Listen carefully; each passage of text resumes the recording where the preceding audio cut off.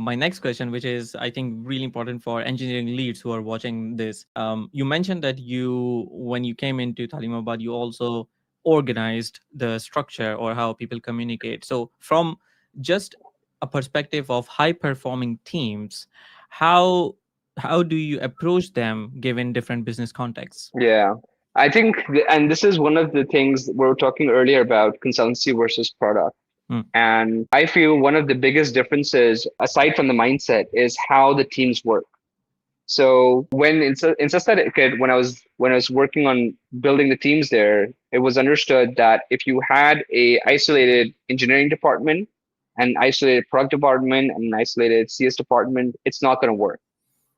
They will all be fighting with each other. They'll all be competing with each other. There's always going to be miscommunication, and the system just doesn't flow. So at that point, I understood the term product engineering, which is about overlapping different fields so that there is a good understanding. An engineer has to have a good understanding of what a product person is doing.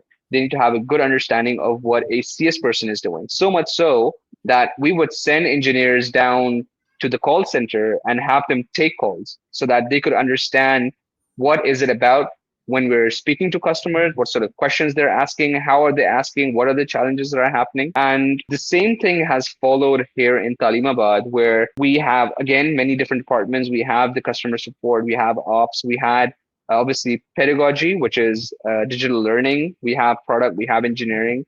How do you kind of bring all of these people together and make sure that they understand each other's work? So that has been one of the core things that I continue to work on with the other leadership in the company. And I think it's one of the hardest challenges that most startups have. So essentially, I think you have to drive this through culture Hmm. and you have to make sure that the company understands top down that this has to be done.